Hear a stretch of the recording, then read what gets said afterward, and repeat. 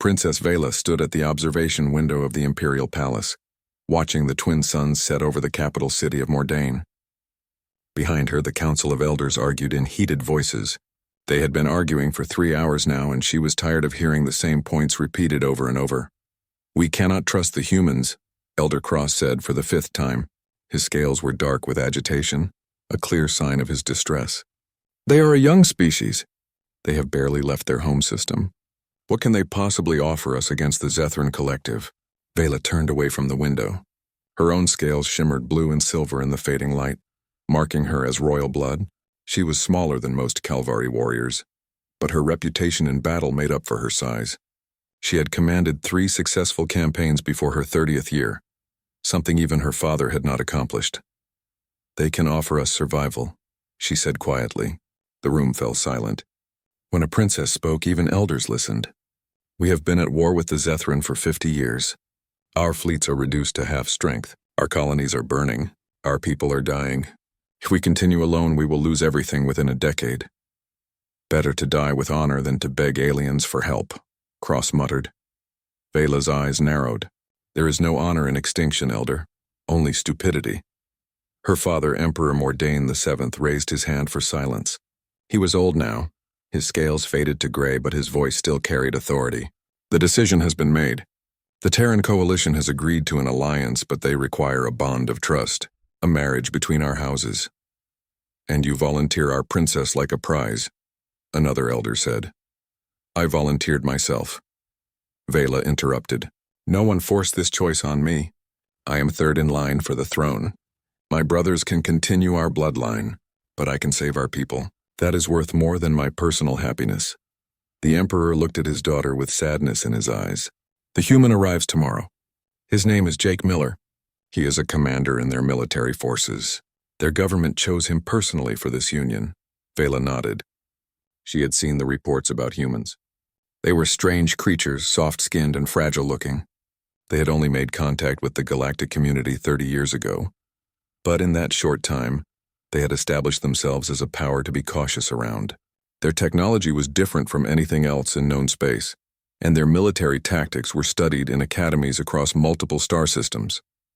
But they had never fought a real war. A few pirate raids, some border disputes with mining corporations. Nothing like the existential struggle between the Calvari and the Zethran. Vela wondered if they would break when they saw true warfare. She wondered if she was binding herself to a species that would fail when they were needed most. That night, Vela could not sleep. She walked the palace halls, tracing paths she had known since childhood. In the Hall of Heroes, she stopped before the statue of her ancestor, Vela I. The ancient warrior queen stared down at her with stone eyes, her blade raised in eternal defiance. "What would you do?" Vela whispered to the statue. "Would you marry an alien to save your people? Or would you fight until the last Calvari fell?" The statue offered no answer. It never did. The next morning, Vela dressed in her formal armor. The metal was engraved with the history of her house, each battle and victory carved into the surface. She wore her blade at her side, as was proper for a warrior princess. She would meet this human as what she was, not as some soft diplomat. The landing platform was crowded with officials and guards. The human ship descended from orbit slowly, much slower than a Calvari vessel would have approached. It was sleek and angular, covered in strange symbols and markings.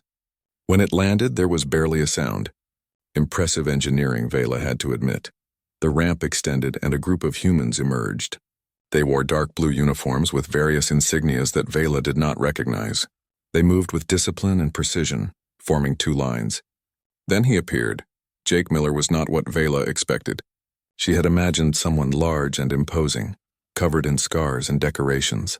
Instead, she saw a man of average height for a human, with brown hair cut short and gray eyes that seemed to take in everything at once. He wore the same uniform as his companions with only a few simple medals on his chest. He walked with an easy confidence, but there was no arrogance in his posture. When he reached the bottom of the ramp, he stopped and bowed. It was a Calvari bow, proper and respectful. Someone had taught him their customs. "Princess Vela," he said in accented but clear Calvari language. "I am honored to meet you." Vela returned the bow. "Commander Miller." "Welcome to Mordain." Up close, she could see details she had missed. His hands were scarred, the kind of scars that came from combat and hard use. His eyes, though calm, held something she recognized from looking in mirrors after battles. This was not a man unfamiliar with violence, but he smiled at her, a genuine smile that reached his eyes, and for a moment he looked young and almost innocent. "Please," he said, switching to the common galactic language. "Call me Jake. If we are to be married, we should use names, not titles." The ceremony was planned for 1 week later. The Calvari believed in proper ritual and preparation. During that week, Vela and Jake met each day in the palace gardens. At first, their conversations were formal and awkward. They discussed the alliance, the military situation, the logistics of combining their forces. But slowly, other topics emerged. Jake told her about Earth, about oceans that covered most of the planet and forests that stretched for thousands of miles. He described cities with billions of people, all living in relative peace. He talked about his family, his parents who grew food in something called a farm, his sister who studied the stars. "Why did you agree to this?" Vela asked him on the 4th day. They were sitting by a fountain, watching the water cascade over carved stone. "You could have refused. Your government could have sent someone else." Jake was quiet for a long moment. "Because it was necessary," he finally said. "And because I believe in what we are trying to build. A real alliance between our people. That only works if both sides commit fully." He looked at her. "Why did you agree?" "Because my people are dying," Vela said simply. "And I will do anything to stop that." "Even marry a stranger?" "Even that," Jake nodded slowly. "Then we understand each other. We are both here for duty, not love. That is honest, at least." But something in his tone made Vela look at him more carefully. "Do you wish it was different?" He smiled sadly. "I wish a lot of things were different, Princess. I wish your people were not at war. I wish mine had made contact with the galaxy under better circumstances. I wish we had time to actually know each other before making lifelong vows." He shrugged. "But wishing does not change reality. We work with what we have." On the 5th day, Jake asked to see the military command center. Vela took him there personally, past security checkpoints and through reinforced doors. The command center was the nerve system of the Calvari defense fleet. Holographic displays showed ship positions, resource allocations, enemy movements. Officers moved between stations with practiced efficiency. Jake stood in the center of the room and simply watched. He did not ask questions or make comments. He just absorbed information, his eyes tracking data streams and fleet positions. After 20 minutes, he nodded to himself. "You are spread too thin," he said quietly, speaking to Vela in a voice only she could hear. "Your defensive perimeter is too large for the forces you have available. The Zethran can concentrate their fleet at any point and overwhelm your defenses before reinforcements arrive." Vela bristled. "We hold the line." "We always have. At what cost?" Jake asked. He was not arguing, just asking. "How many ships did you lose last month? How many the month before?" He pointed at a display showing casualty reports. "You are bleeding out slowly. This is not sustainable. Then what would you do?" Vela challenged. "Pull back to a smaller perimeter. Give up the outer colonies temporarily. Concentrate your forces where you can actually defend effectively. Make the Zethran overextend their supply lines. Then strike at their weak points instead of trying to hold everywhere at once." He looked at her. "You are fighting with honor. They are fighting to win. Honor does not matter if you are dead." Vela wanted to be angry, but she could not. Everything he said was true. Her commanders had been suggesting similar strategies for years, but the Emperor refused to abandon any Calvari worlds. It went against their culture, their pride. And so they stayed spread thin, dying slowly but honorably. "My father will not approve such a strategy," she said. "Then convince him," Jake replied, "or watch your people die with their pride intact." He softened his tone. "I am not trying to insult your culture, Princess, but I have fought in losing wars before. I know what they look like. You need to change your approach or the outcome is certain." The wedding day arrived with perfect weather. The ceremony would be broadcast across both empires, a symbol of unity and hope. Vela wore traditional armor polished to a mirror shine, with ceremonial robes flowing from her shoulders. Jake wore his formal military uniform, dark blue with silver trim. They stood before the high priest in the grand temple. The priest spoke the ancient words of binding, calling on the warrior gods to witness the life aboard Horizon's Edge was strange for both of them. The diplomatic station orbited between cavalry and human space, a neutral ground where the two species could learn to work together. The station was massive, housing thousands of personnel from both governments, along with military advisors, cultural liaisons, and security forces. Vela found human customs baffling. They seemed to have no sense of proper hierarchy. Jake would speak to a junior technician with the same respect he showed to admirals. He said please and thank you to everyone regardless of rank. When Vela pointed out that such behavior undermined authority, Jake just smiled. Respect is earned, not demanded, he said. Treating people well costs nothing and builds loyalty. Fear might work in the short term, but trust works better in the long run. Your military must be chaos, Vela said. Our military is one of the most disciplined forces in known space, Jake replied calmly. Discipline does not require cruelty. It requires clear expectations and mutual respect. They lived in joint quarters, a compromise between Calvari and human design. The rooms were larger than necessary, with high ceilings that accommodated Vela's height and wide doorways for human equipment. They had separate sleeping chambers that connected to a shared common area. It was all very proper and formal. For the first month, they barely saw each other outside of official functions. Vela spent her days working with Calvari military commanders, reviewing defensive strategies and coordinating with her father's government. Jake disappeared into meetings with human advisors and technical specialists. At night, they would share a brief meal and exchange polite conversation before retiring to their separate rooms. But slowly, things began to change. It started with small moments. Vela found Jake in the common area late one night, unable to sleep watching news feeds from the front lines. She sat beside him without speaking, and they watched together in silence. The next night he found her doing the same thing, and he brought her a cup of the bitter Calvary drink she preferred. Cannot sleep either? He asked. Too many reports, Vela said. Another colony attacked. 7 ships lost. 400 casualties, Jake nodded. The Zethran are testing your defenses, probing for weak points. They know the human fleet is not yet in position to support you fully. How long until your forces arrive? 3 more weeks for the first battle group. 6 weeks for full deployment, he paused. I'm sorry. I know that seems like an eternity when your people are dying now. Vela appreciated that he did not offer false comfort. What were your wars like? She asked. The ones you fought before coming here. Jake was quiet for a long moment. Brutal, short, necessary. He gestured at the screen showing the latest battle reports. Nothing like this. We fought pirates mostly and colonial separatists. Small engagements, quick resolutions. The longest campaign I was part of lasted 6 months. He looked at her. 50 years of continuous warfare is beyond anything we have experienced as a species. I cannot imagine the cost. 3 billion dead, Vela said flatly. Military and civilian combined. Entire worlds rendered uninhabitable. Generations who have known nothing but war. She met his eyes. That is the cost, Jake. That is what we are trying to end. He reached out slowly, giving her time to pull away, and took her hand. His skin was warm against her scales. We will end it, he said with quiet certainty. I promise you that. During the second month, Jake began training with Calvari soldiers. Vela watched from the observation deck as he entered the combat ring. The Calvari warriors were skeptical. Humans were smaller than Calvari, lighter, with no natural armor. But Jake had insisted on participating in regular training sessions, claiming he needed to understand how Calvari fought.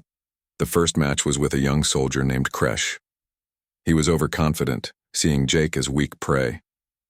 The match lasted 8 seconds. Jake moved in a way that seemed almost casual, redirecting Kresh's charge and using the larger warrior's momentum against him. Kresh found himself face down on the mat with Jake's knee on his back before he understood what had happened. The second match lasted longer but ended the same way. And the third? By the 5th match, the Calvari soldiers were no longer underestimating the human. They watched him carefully, noting how he moved, how he anticipated attacks, how he turned every advantage against his opponents. Your husband is skilled, Commander Dresh said, standing beside Vela. Dresh was one of her most trusted officers, a veteran of 20 years of combat. Where did he learn to fight like that? I do not know, Vela admitted. She realized she knew very little about Jake's actual military experience. He spoke around it, offering general statements but few details. After training, she found him in the medical bay having his injuries treated. A Calvari warrior's claws had opened a deep cut on his arm during the last match. The medic was applying synthetic skin, muttering about fragile humans. "You could have avoided that injury," Vela said. "I saw the opening. You chose to take the hit," Jake nodded. Kresh needed to feel like he scored a point. His pride was hurt from earlier. Better to let him have a small victory than make an enemy over a training match. "That is not how we fight." "I know," Jake said, "but I'm not trying to defeat them. I am trying to earn their respect." "That requires different tactics." Vela sat beside him. "How many languages do you speak?" 5 fluently. "Another 3 well enough to get by. Why? You speak Calvari like you have been studying for years, but we only made contact with humanity 3 decades ago." Jake smiled slightly. "I have a talent for languages, and I have been studying yours specifically for the past 2 years, ever since I knew I might be chosen for this assignment." 2 years? You knew about this marriage arrangement 2 years ago? "I knew it was a possibility. The Terran government has been planning this alliance for a long time. They needed someone with military experience, diplomatic skills, and the willingness to commit fully to another species." He looked at her directly. "They asked for volunteers. I said yes. Why?" "Because it was important. Because your people needed help, and I was in a position to provide it." He paused. "And because I lost someone once because I was not there when it mattered. I did not want to feel that helplessness again." Before Vela could ask what he meant, an alarm sounded throughout the station. Both of them were on their feet immediately, moving toward the command center. The alert was for a priority message from Calvari High Command. The message was simple and devastating. The Zethran had launched a major offensive against 3 border colonies simultaneously. The attacks had been coordinated and overwhelming. 2 of the colonies had already fallen. The 3rd was holding, but barely. "They are breaking the ceasefire," Commander Dresch said, his scales dark with rage. "This is a violation of every agreement we negotiated." "The ceasefire was always temporary," Jake said quietly. He was studying the tactical displays, his fingers moving rapidly across the controls. They used it to reposition their forces and plan this offensive. "Look at the attack patterns. These are not random raids. This is the beginning of a major campaign." Vela saw it too. The Zethran were not just attacking for territory. They were attempting to draw Calvari forces away from the core worlds, spreading their defenses even thinner. Once the Calvari committed their reserves to defending the colonies, the Zethran would strike at the heart of the Empire. "We need to recall our scattered fleets," she said. "Consolidate our defensive position." "Your father will not abandon the colonies," Dresch said. "You know this. Then we will lose them anyway, along with the core worlds." Vela turned to Jake. "You said humans were sending battle groups. How soon can they be diverted to support the colonies?" "The nearest group is still 12 days out," Jake said. "But there is a human patrol squadron only 4 days from the 3rd colony. 6 ships. Not enough to turn the tide, but enough to buy time." 6 ships against a Zethran assault fleet?" Dresch said. "That is suicide." "Maybe," Jake said. His voice had changed, becoming colder and more focused. "But 6 ships commanded properly can do a lot of damage. Enough to slow the Zethran advance until reinforcements arrive." He looked at Vela. "With your permission, I would like to coordinate the defense." Vela saw something in his eyes that made her hesitate. The warm, understanding man she had been getting to know was gone. In his place was someone else, someone harder and more dangerous. This was Commander Jake Miller, the man who had fought in wars and given orders that sent thousands to their deaths. "Do it," she said. Jake moved immediately, opening secure channels to the human patrol squadron and the Calvari forces defending the colony. His orders were precise and rapid, delivered in that same quiet voice but with absolute authority. He repositioned ships, created fallback positions, and established kill zones. He turned a desperate defense into a calculated trap. Vela watched him work for hours, coordinating forces across light years of space as if he was playing a complex game. He never raised his voice, never showed doubt, never hesitated. When a Calvari captain questioned one of his orders, Jake explained the reasoning in 30 seconds, and the captain immediately complied. "He is good at this," Dresch said quietly. "Better than good. I have never seen anyone coordinate a battle with such clarity." The battle lasted 16 hours. The Zethran assault fleet hammered the attack on the border colonies was only the beginning. Over the next week, The Zethran launched coordinated strikes across 7 star systems. They moved with a speed and precision that shocked even veteran Calvari commanders. Clearly, they had been planning this offensive for months, maybe years, using the ceasefire to position their forces and gather intelligence. Vela spent 18 hours a day in the command center, coordinating defensive responses and trying to predict where the Zethran would strike next. Jake worked beside her, his calm presence somehow steadying despite the chaos around them. He had a gift for seeing patterns in the enemy movements, for anticipating their strategy before it fully revealed itself. "They are pushing toward Bastion 7, Jake said on the 8th day of the offensive. He highlighted the space station on the tactical display. "Every attack has been designed to draw your forces away from this sector. The Zethran want that station." Bastion 7 was one of the oldest Calvari defense platforms, a massive structure that controlled access to 3 core worlds. If it fell, the Zethran would have a clear path to the heart of the Empire. The station was heavily armed and defended, but it had been built a century ago.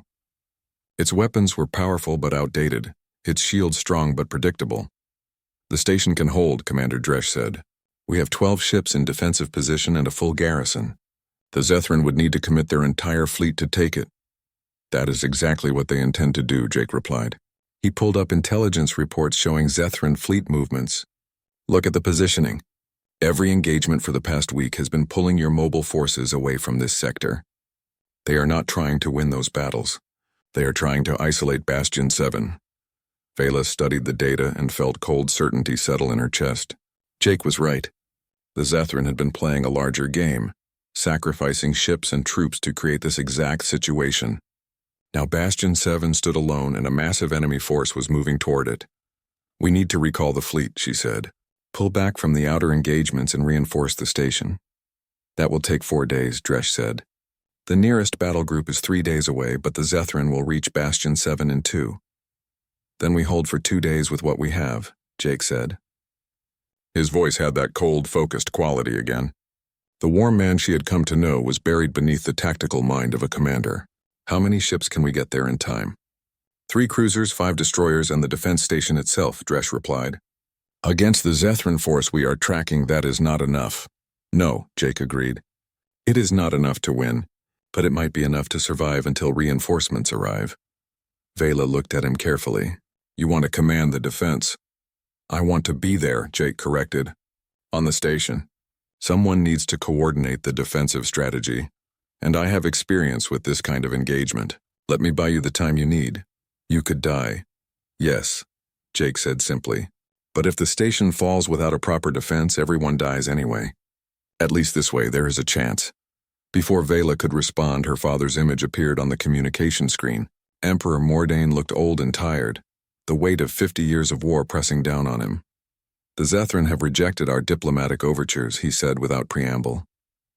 "They demand complete surrender or the continuation of the war. There will be no negotiated peace." "Then we fight," Vela said. "We fight," her father agreed, "but not blindly."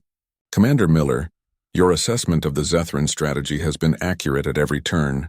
If you believe Bastion 7 is the target, then we must prepare accordingly. You have full authority to coordinate the defense. I am placing you in command of all forces in that sector." Jake bowed his head in acknowledgement. "I will not let you down, Emperor. See that you do not. My daughter seems to have faith in you. I hope it is not misplaced." The connection ended and Vela turned to Jake. "I am coming with you." "No," Jake said immediately. "You are needed here coordinating the overall defense. You are my husband. Where you go, I go. That is our way." Jake met her eyes for a long moment. She saw him weighing options, considering arguments. Finally, he nodded. "If you come, you follow my orders without question. On that station during that battle, I am not your husband. I am your commanding officer. Can you accept that?" "Yes, and then we leave in 4 hours. Bring only what you need for combat." They took a fast transport ship to Bastion 7, arriving 12 hours before the Zethran fleet was projected to enter weapons range. The station commander, a grizzled veteran named Corvin, met them at the docking bay. "Commander Miller," Corvin said, his tone respectful but reserved. "I received the Emperor's orders. The station is yours to command." "Thank you, Commander Corvin. Your experience with this station will be invaluable. I need a full briefing on defensive capabilities." ammunition stores, and structural weak points. And I need it in 30 minutes. Corvin's scales rippled with surprise at the speed demanded, but he nodded. It will be done. Jake spent the next 6 hours touring every section of the station, examining defensive positions, reviewing system specifications, and talking to officers at every level. Vela followed him, watching him absorb information at an incredible rate. He asked questions that revealed a deep understanding of military engineering, tactics, and logistics. When he finally gathered all senior officers for a briefing, his plan was already complete. He displayed it on a holographic projector, showing ship positions, firing solutions, and evacuation routes. The Zethran will attack in 3 waves, Jake said. The first wave will be destroyers and frigates designed to test our defenses and drain our ammunition. The second wave will be heavy cruisers and battleships, their main assault force.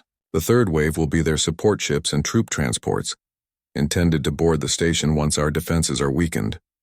How do you know this? An officer asked. Because it is what I would do, Jake replied. The Zethran have studied cavalry defensive tactics for 50 years. They know how you fight, how you respond to threats, so we are going to do something they do not expect. He changed the display, showing a new configuration. We will not engage the first wave at maximum range. Instead, we let them close to optimal firing distance, making them think we are conserving ammunition.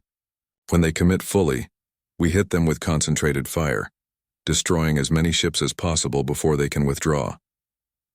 That violates every principle of space defense, Corvin said. We have the advantage at range. Why surrender it? Because the Zethran expect us to use it. They have countermeasures ready for long-range engagement. But at close range, their counters are less effective and our hit probability increases dramatically. Yes, we take more damage, but we also inflict more damage. And in a battle where we are outnumbered, that trade favors us. Vela saw the logic, even if it went against everything she had been taught. War was about more than honor and tradition. It was about survival. And Jake understood that in a way most Calvari commanders did not. The second wave is where we hurt them, Jake continued. Our cruisers will execute hit-and-run attacks from multiple vectors. Never commit to sustained engagement. Hit them, move, hit them again from a different angle. Make them spread their fire across multiple targets instead of concentrating on the station. Meanwhile, the station focuses all firepower on their capital ships. We take them down one at a time. And the third wave? Vela asked. We do not let it happen. If we do our job correctly in the first 2 phases, the Zethran will not have enough force remaining to attempt boarding actions. They will withdraw and wait for reinforcements. Jake looked around the room. I am not going to lie to you. This will be brutal. We will take heavy casualties. Some of you will not survive. But if we execute this plan correctly, the station will hold, and we will have time for our reinforcements to arrive. That is all I can promise you. The officers dispersed to prepare their positions. Jake remained in the command center, refining details and running simulations. Vela watched him work, seeing the absolute focus with which he approached the task. This was not a man preparing for battle. This was an artist preparing his masterpiece, and the medium was violence. You have done this before, she said quietly. Fought against overwhelming odds. Once, Jake admitted. The siege of New Canberra. We held a mining colony against a separatist fleet for 9 days, until relief forces arrived. Similar situation, similar numbers. We lost 60% of our defenders, but we held. 60% casualties is not a victory. It is when the alternative is complete destruction, Jake replied. He finally looked at her. I need you to do something for me. When the fighting starts, I need you to record everything. Every decision I make, every order I give. If we survive, others will need to learn from this battle. If we do not survive, they need to know what we tried. I will, Vela promised. The Zethran fleet arrived exactly when Jake predicted. Sensors detected them at the edge of weapons range. A massive formation of over 200 ships. The first wave detached and began their approach, moving in a standard attack pattern. All ships, hold fire, Jake ordered. Do not engage until they reach the inner defense perimeter. On the view screens, Vela watched the enemy ships grow larger as they approached. Every instinct screamed at her to fire, to drive them back. The victory at Bastion 7 changed everything. News of the battle spread across both empires. The Calvari, who had been losing hope after 50 years of war, suddenly believed they could win. The humans, who had been uncertain about joining a conflict that was not theirs, committed fully to the alliance. And the Zethran, who had underestimated their enemies, began to fear what they had awakened. Jake became famous overnight. The Calvari called him the Ghost Commander, the human who fought like a spirit of death. Stories spread, some true and some wildly exaggerated. They said he could predict enemy movements before they happened. They said he had destroyed a Worldbreaker-class dreadnought with only 20 soldiers. They said he never slept, never ate, existing purely to orchestrate victory. The real Jake Miller hated every moment of it. Vela watched him withdraw deeper into himself as the praise grew louder. He spent every waking hour in the command center, studying intelligence reports, planning defensive strategies, coordinating with human forces arriving in the sector. He barely spoke unless giving orders, barely rested unless Vela forced him to. 3 weeks after Bastion 7, the main human battle fleet arrived. 15 full battle groups, each consisting of dozens of ships and thousands of personnel. The fleet was commanded by Admiral Helen Carter, a stern woman in her 60s who had fought in every major human conflict for the past 3 decades. She met with Jake privately aboard the flagship TCS Valkyrie. Vela was not invited, but Jake asked her to be there anyway. Carter raised an eyebrow at that, but did not object. "Commander Miller," Carter said, her voice formal, "your tactical performance at Bastion 7 has been reviewed by High Command. Impressive work, even if your methods were unconventional." "Thank you, Admiral. The Terran Coalition has decided to escalate our commitment to this war. We are not just here to defend Calvari space anymore. We are going to end this conflict decisively. To do that, we need someone who understands both Calvari and Zethran tactics, someone who can coordinate forces from both species, someone who is not afraid to make hard decisions." Carter looked directly at Jake. "High Command is offering you tactical command of the combined fleet. You would report directly to Emperor Mordain and me, but operational control would be yours." Vela saw Jake's hands tighten on the table. "Admiral, there are officers with more experience and higher rank. Surely one of them would be better suited." "No," Carter said bluntly, "because none of them won at Bastion 7. None of them have proven they can fight the Zethran and win. You have. The question is whether you are willing to accept the responsibility." Jake was silent for a long moment. Vela could see the war going on behind his eyes. He did not want this. He did not want the weight of thousands of lives, the responsibility of victory or defeat. But he also knew that refusing meant someone less capable would take the position, and more people would die. "I accept," he finally said. Carter nodded. "Good. Your first briefing is in 2 hours. We have intelligence that the Zethran are massing their fleet for another offensive. This time they are not targeting border stations. They are coming for the core worlds, 800 ships, possibly more. The largest military force assembled in the past century." After Carter left, Vela found Jake staring at the tactical display, his expression unreadable. "You did not have to accept," she said. "Yes, I did," Jake replied. "Because if I did not, you would have asked me to. And I could not refuse you. That is not fair to yourself." "Maybe not. But fair stopped mattering the moment the Zethran started burning colonies." He looked at her, and for a moment she saw past the commander to the man beneath. "I need you to promise me something, Vela. If I go too far, if I become something you cannot recognize anymore, you will tell me." "You will pull me back. I promise," Vela said. Though she did not fully understand what he meant, she would understand soon enough. The War Council met aboard the Valkyrie. Present were Emperor Mordain, Admiral Carter, the senior Calvari commanders, and the human leadership. Jake stood at the center, presenting his analysis of the Zethran strategy. "They are going to hit us with everything they have," Jake said, highlighting 3 star systems on the map. "These are the most likely targets. Mordain Prime, where the Emperor's palace stands. Calva 7, your largest shipyard, and Trias Station, the hub of your communications network. If they take any one of these, the Empire loses critical infrastructure. If they take all 3, the war is over." "Then we defend all 3, Emperor Mordain said. "We cannot," Jake replied flatly. "We do not have the forces to properly defend 3 separate systems against an attack of this magnitude.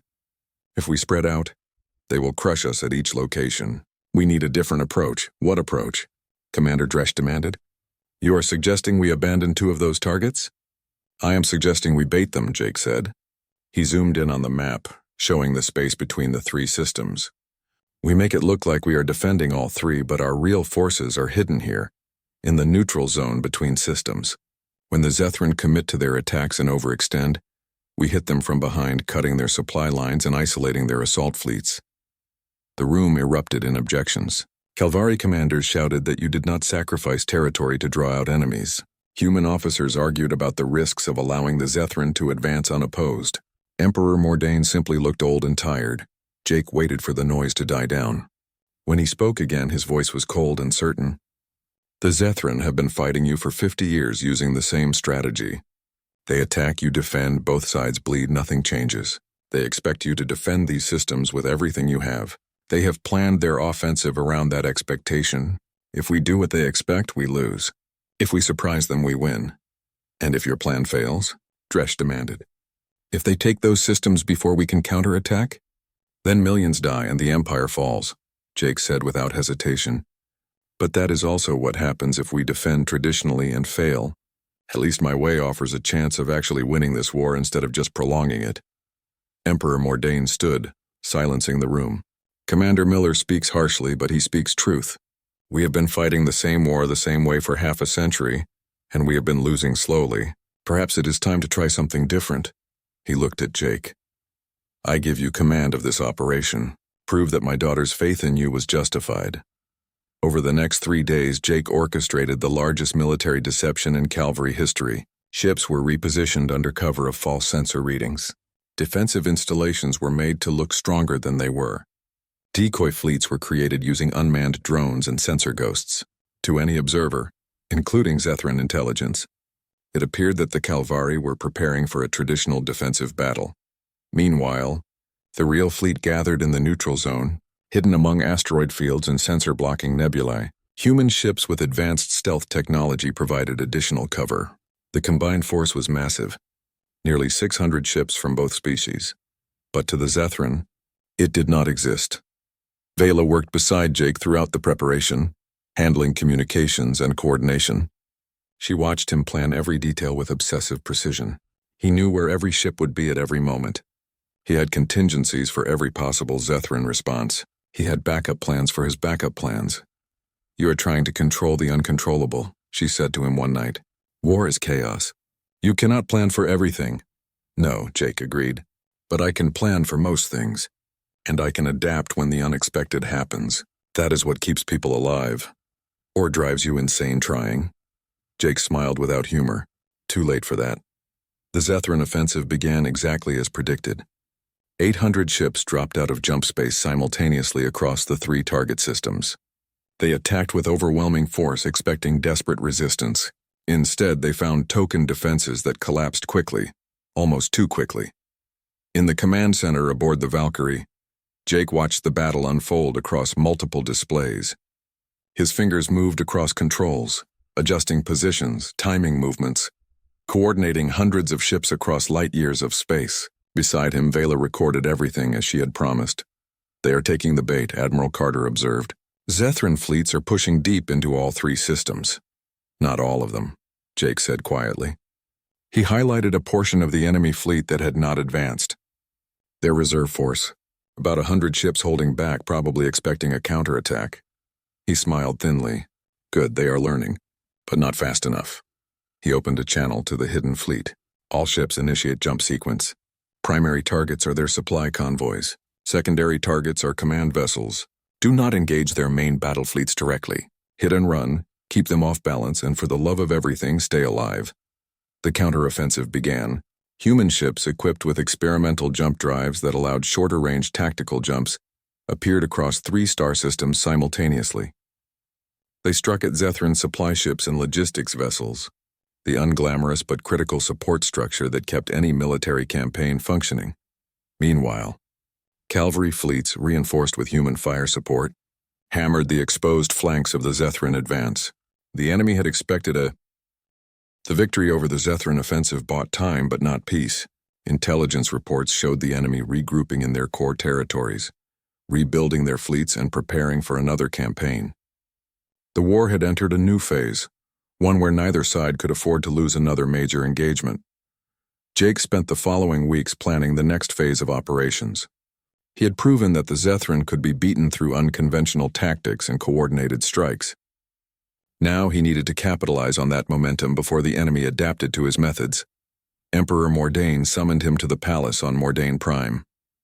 Vela accompanied him, curious about what her father wanted. The old emperor looked even more worn than before, the strain of decades of war finally showing in every line of his face. "Commander Miller," the emperor said, "you have won battles that I thought were unwinnable. You have saved worlds I believed were doomed. For this you have my gratitude and my trust." He paused. "But now I must ask you to do something even more difficult. I must ask you to win the war itself." Jake nodded slowly. "What are you proposing, Emperor?" "The Calvari High Command wants to accept a ceasefire. The Zethran have made overtures through neutral channels, offering to negotiate a peace treaty. They would return to pre-war borders, release prisoners, and establish a demilitarized zone between our territories." The Emperor looked at Jake directly. "What is your assessment?" "It is a trap," Jake said without hesitation. "The Zethran have lost 2 major campaigns in rapid succession. Their military is damaged but not broken. They need time to rebuild, to study our tactics, to prepare countermeasures. This ceasefire buys them exactly what they need." "Many of my advisors disagree," the Emperor said. "They point out that we also need time to rebuild. Our losses have been severe. Our people are exhausted." "Your people have been exhausted for 50 years, Jake replied. "Another year of fighting will not change that. But if we stop now, in 20 years we will fight this war again, and it will cost more lives than finishing it now." Vela saw her father's scales darken with troubled thought. "You're asking me to reject peace and continue a war that has already killed billions. How can I justify such a decision to my people?"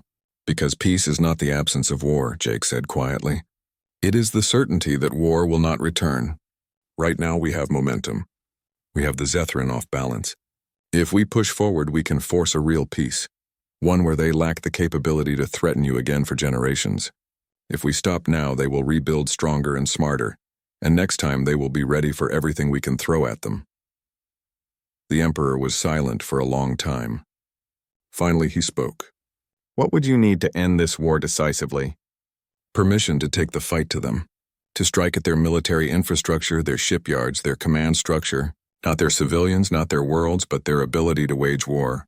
Cut the head off the snake instead of fighting its tail forever.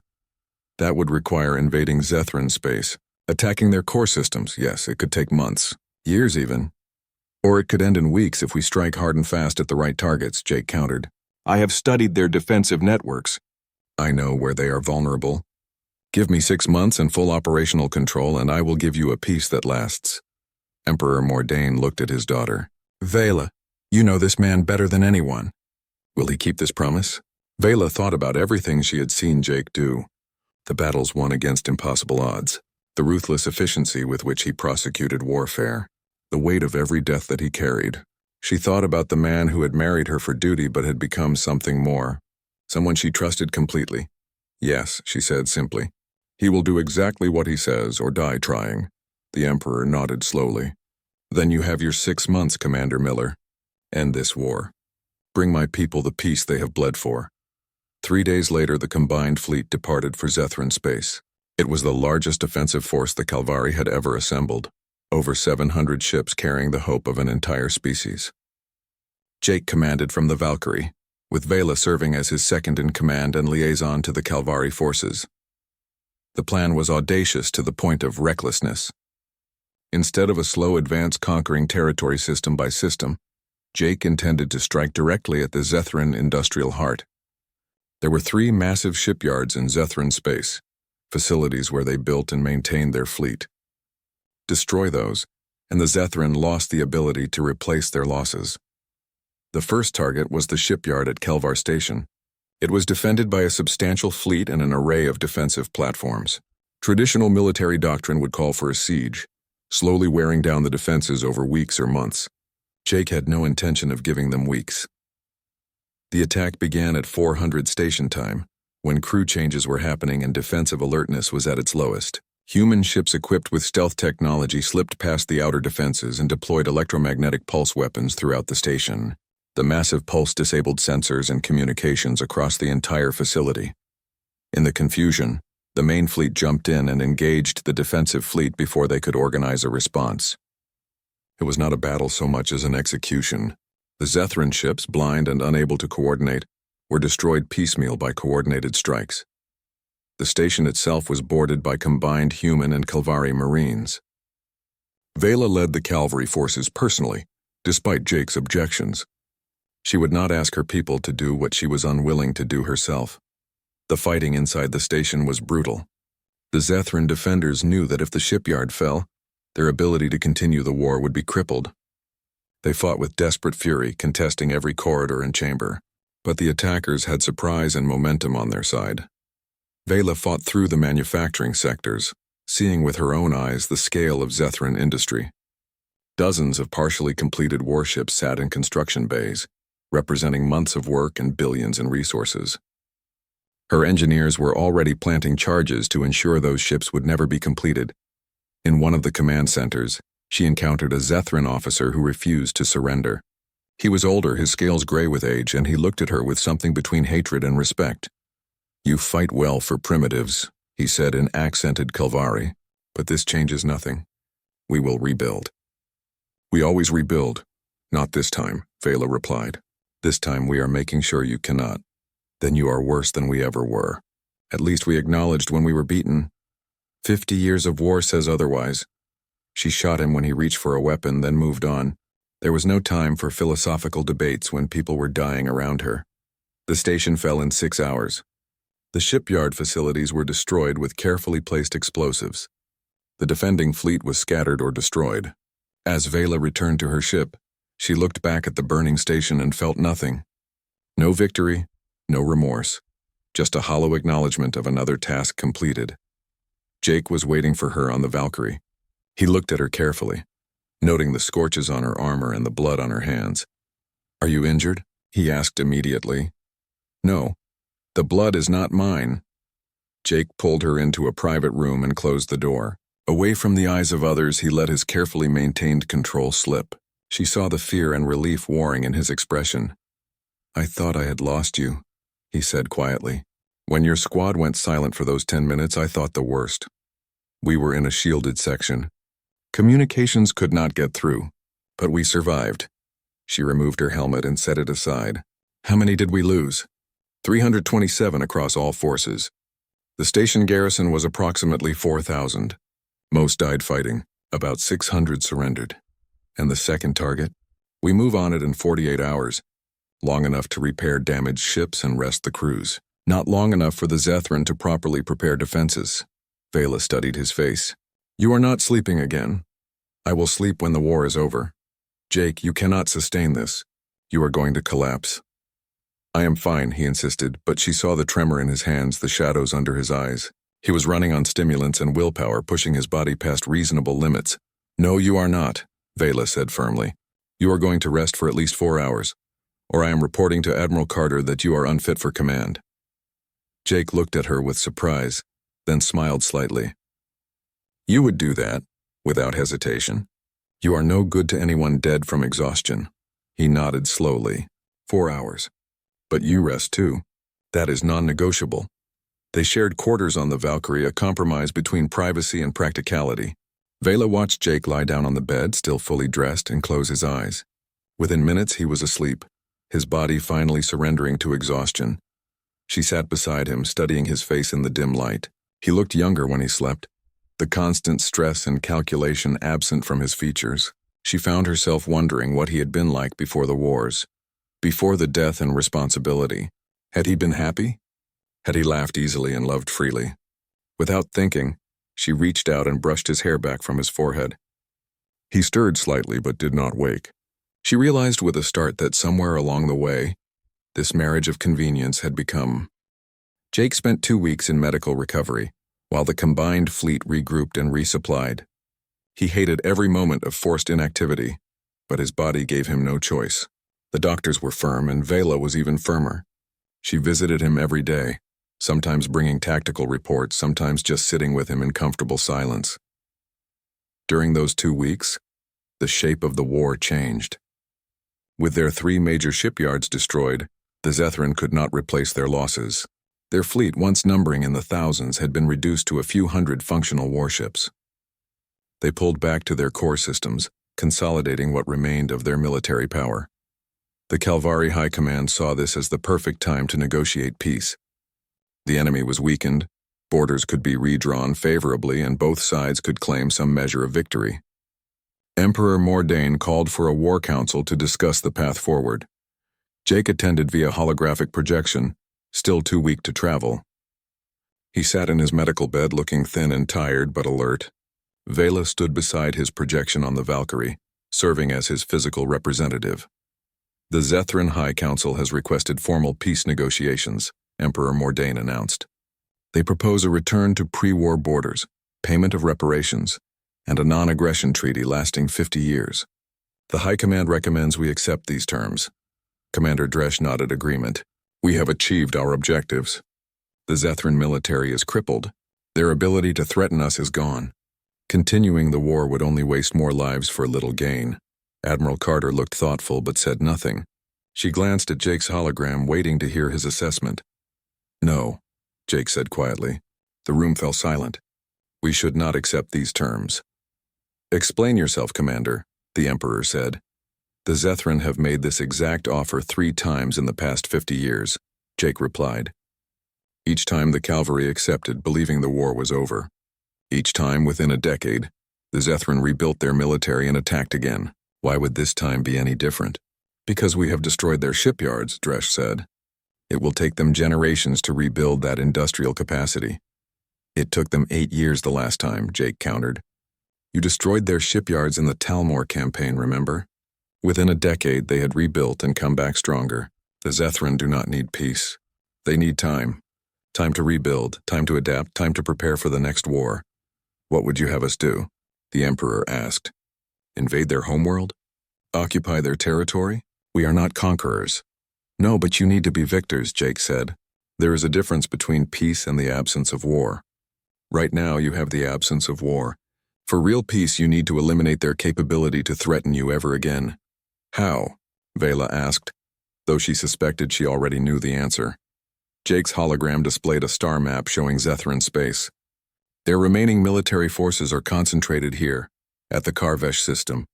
It is their last major defensive position. If we break them there, the war is truly over.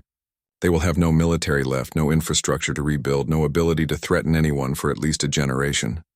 And you want us to attack them one more time, Admiral Carter said. It was not a question. Yes, one final offensive. Hit them with everything we have while they are still weak and disorganized. Force an unconditional surrender, not a negotiated peace. Then we can dictate terms that actually protect the Calvari long-term. The room erupted in arguments. Some officers agreed with Jake's assessment.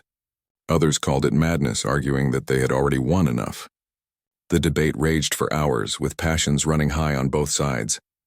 Finally, Emperor Mordain raised his hand for silence. Commander Miller, you have been right about everything so far. Every prediction, every strategy, every outcome. I trust your judgment, but I must ask you this directly. How many more of our people will die if we follow your advice? Jake was silent for a long moment.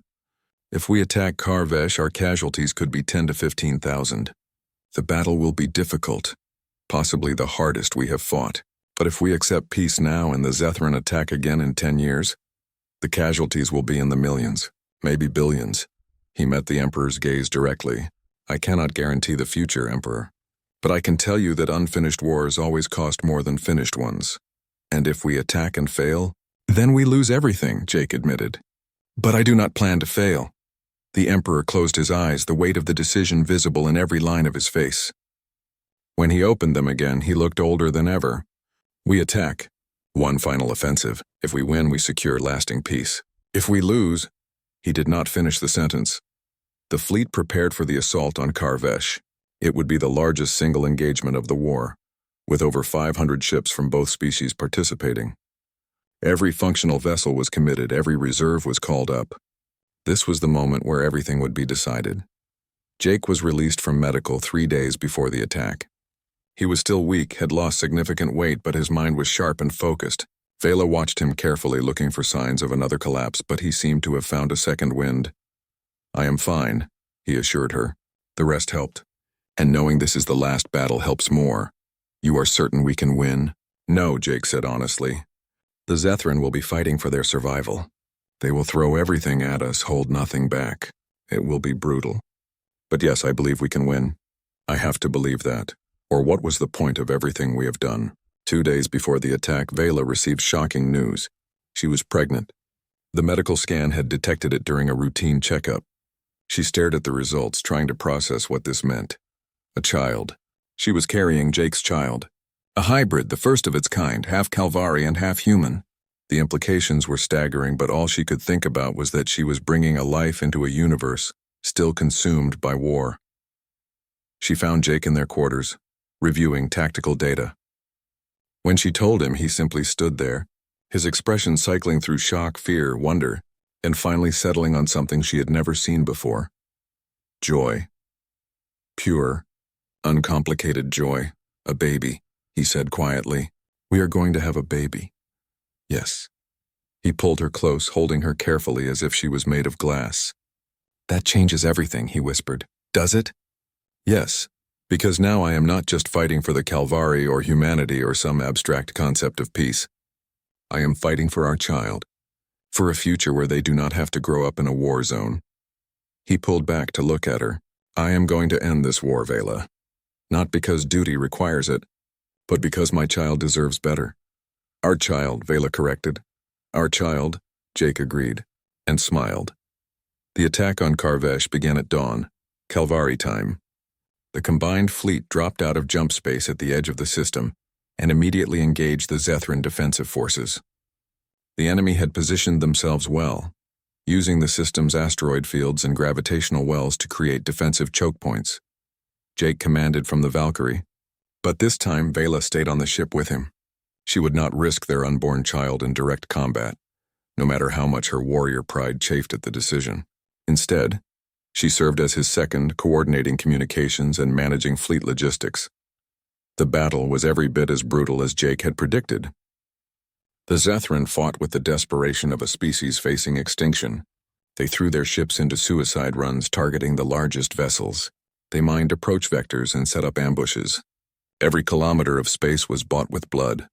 Their command ship is here, Jake said, highlighting a massive vessel at the center of the Zethran formation. The Sovereign. It carries their entire High Council. If we take it, the war ends. That ship is protected by their entire remaining fleet, Admiral Carter observed. We would need to break through 200 ships to reach it. Yes, Jake agreed. So we make them come to us instead.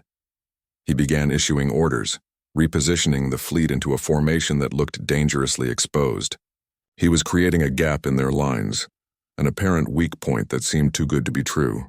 But he was betting that the Zethran, desperate for any advantage, would take the bait. They did. The Sovereign and its escort fleet pushed forward, attempting to exploit the gap and split the combined forces. They moved into the trap Jake had prepared, a carefully orchestrated kill zone where every weapon could focus on their position. All ships, concentrate fire on the Sovereign, Jake ordered. Hit them with everything. The space around the Zethran command ship erupted in a storm of fire. Hundreds of missiles and energy weapons struck in a coordinated barrage. The Sovereign's shields flared brilliantly, absorbing hit after hit, but even they had limits. The shields failed. The hull breached. The command ship began to break apart, venting atmosphere and escape pods. The Zethran High Council, the leadership that had prosecuted 50 years of war, died in the explosion that followed. With their leadership gone, the Zethran fleet faltered. Some ships attempted to continue fighting. Others tried to withdraw. Most simply stopped, their crews in shock at what they had witnessed. Broadcast on all channels, Jake said quietly. Tell them the war is over. Tell them to surrender, and they will be treated fairly. Tell them if they continue fighting, we will destroy every remaining ship. The message went out in multiple languages. For a long moment, nothing. 10 years had passed since the end of the war. 10 years since the Zethran surrender. 10 years since Jake Miller had become the most celebrated and controversial military commander in galactic history. The galaxy had changed in those years. The Calvari Empire had rebuilt, stronger and more prosperous than before. The Terran Coalition had established itself as a major galactic power, no longer the newcomers but respected equals. And the Zethran, under occupation and oversight, had slowly begun to heal from decades of militaristic culture. But for Jake and Vela, The most important change was the small girl sitting between them, playing with a holographic puzzle. Hope Miller Mordain was 9 years old, with her mother's scales and her father's gray eyes. She was the first human Calvari hybrid, a living symbol of what the two species could accomplish together. They lived on a quiet colony world at the edge of Calvari space, far from the political centers and military bases. Jake had resigned his commission the day after the war ended, refusing all attempts to keep him in active service. He had done enough, he said. Someone else could carry the burden now, but the galaxy would not let him go quietly. He served as defense minister for the Calvari Human Alliance, a mostly advisory role that kept him involved in security policy without requiring him to command troops.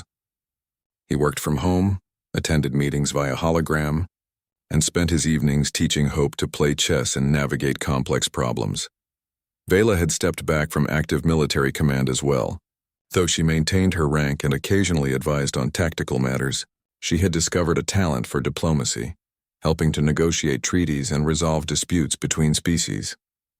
It turned out that understanding warfare made you better at preventing it. "Dad," Hope said suddenly, looking up from her puzzle, "why do the other kids call you the Warlord God?" Jake and Vela exchanged a look. They had known this conversation would come eventually, but it still caught them off guard. "Where did you hear that?" Jake asked carefully. "At school. They were talking about the war. About what you did. They said you destroyed whole fleets and killed thousands of people." Hope looked at her father with innocent curiosity. "Is it true?" Jake set down the report he had been reading and pulled Hope into his lap. She was getting big now, almost too big for such gestures, but she still fit perfectly in the circle of his arms. "Yes," he said quietly, "it is true. During the war, I commanded forces that fought against the Zethran. Many people died because of decisions I made. Were you a bad person?" "I do not know," Jake admitted. "I did what I thought was necessary to protect your mother's people and mine. But necessity does not make something good. It just makes it required." Hope frowned, processing this. She was bright, perhaps too bright for her own good. She saw complexities that most children her age would miss. "Do you regret it?" "Every day," Jake said. "Every single day I think about the people who died. I wonder if there was another way, something I could have done differently that would have saved lives. But I also know that if I had not done what I did, millions more would have died, maybe billions. So I carry the weight of those deaths and I try to honor them by making sure the peace they died for actually lasts." "Your father is a good man," Vela added, sitting down beside them. "He did terrible things because they were necessary. But he never did them lightly and he never forgot the cost. That is what separates a warrior from a monster." Hope nodded slowly, then hugged her father tightly. "I think you are a good person, Dad, even if you had to do bad things." Jake held his daughter close, feeling something in his chest tighten. This was what he had fought for. Not glory, not victory, but the chance for his child to grow up in a universe where she could have normal concerns and ask difficult questions without fearing for her life. Later that evening, after Hope had gone to bed, Jake and Vela sat on their porch watching the sunset. 3 moons hung in the sky, a sight that still seemed strange to Jake even after 10 years. "She will learn the full truth eventually," Vela said. "About the war, about what you did, about the cost." "I know," Jake said. "I just wish she could stay innocent a little longer.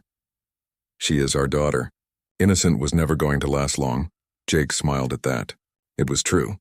Hope had inherited her mother's strategic mind and her father's tendency to overthink everything. She was going to be formidable when she grew up. A communication chime interrupted their quiet moment. Jake sighed and activated the holographic projector. Admiral Carter's image appeared, looking apologetic. "I am sorry to disturb you at home," she said, "but we have a situation." "There is always a situation," Jake replied, but without heat. "What is it this time?" "The Vortan Confederation has been making aggressive moves along the neutral zone. Nothing overtly hostile, but they are testing our defenses, probing for weaknesses. The Council is concerned they might be preparing for military action." Jake frowned. The Vortans were a warrior culture, similar to the Calvari but more aggressive. They had stayed out of the war between the Calvari and Zethran, but now that both species were weakened, they might see an opportunity for expansion. "What does intelligence say?" "That they are divided internally. Some factions want peace and trade. Others want conquest. The balance could tip either way. Carter paused. The council wants to know if you would be willing to meet with Vortan leadership. Unofficially, as a gesture of goodwill. You mean they want to parade the Warlord God in front of them as a reminder of what happened to the last species that tried to threaten the Alliance? Jake said flatly. That too, Carter admitted. But mostly they trust you to read the situation accurately and recommend the right course of action. You have a gift for understanding warrior cultures. Jake looked at Vela, who nodded slightly. She knew he would accept. He always did when it was important enough. Fine, Jake said. But I do this my way. No military escort, no show of force. Just me and a small diplomatic team. If they want war, threatening them will only encourage it. If they want peace, we give them a reason to choose it. Understood. When can you leave? Give me 2 days to arrange care for Hope and brief myself on the Vortans. Then I will come to the Valkyrie. After Carter signed off, Vela took Jake's hand. You do not have to keep doing this. You have earned your peace. But the galaxy has not, Jake replied. Not yet. As long as species are rattling sabers and considering war, someone needs to remind them what war actually costs. I have the experience and the reputation to do that. It would be selfish not to use it, even if it costs you personally, especially then. The easy path is always to ignore problems until they explode into violence. The hard path is to prevent the violence in the first place. I am tired of the easy path. The meeting with the Vortan leadership took place on a neutral station, deep in unclaimed space. Jake arrived with only 3 people, a deliberately small delegation. The Vortans brought 30 representatives, a show of force meant to intimidate.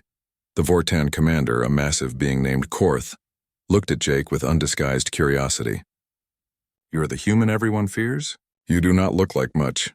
I get that a lot, Jake said mildly, usually right before people start dying. Korth's eyes narrowed. Is that a threat? No, it is a statement of fact. I do not make threats. I make assessments. And my assessment is that you are trying to decide if the Calvari-Human Alliance is weak enough to challenge. You want to know if the stories about me are true, or if they are exaggerations designed to scare potential enemies. And are they true? Jake pulled up a holographic display showing battle footage from the war. Fleets engaging, ships exploding, the destruction of the Zethran Worldbreaker-class dreadnought. He let the images speak for themselves. Every action I took was documented, Jake said quietly. Nothing was hidden, nothing was exaggerated. This is what modern warfare looks like when prosecuted by someone who understands logistics, tactics, and has no attachment to outdated concepts of honor in combat. He looked directly at Korth. The question you should be asking is not whether you can defeat us. The question is whether you want to become what the Zethran became, a broken species occupied and disarmed, rebuilding from ruins. You speak as if war is inevitable if we choose conflict. Because it is. If you attack the Alliance, I will come out of retirement. I will coordinate the response, and I will do to your species exactly what I did to the Zethran, not because I want to, but because that is what is required to end wars decisively. Jake leaned forward. But here is the thing. I do not want to do that. I have seen enough death for 10 lifetimes. I would much rather help your people find peaceful ways to achieve your goals. Trade, cultural exchange, mutual defense agreements. All of that is on the table if you want it. Korth was silent for a long moment, studying Jake carefully. The stories say you are ruthless, that you show no mercy in combat.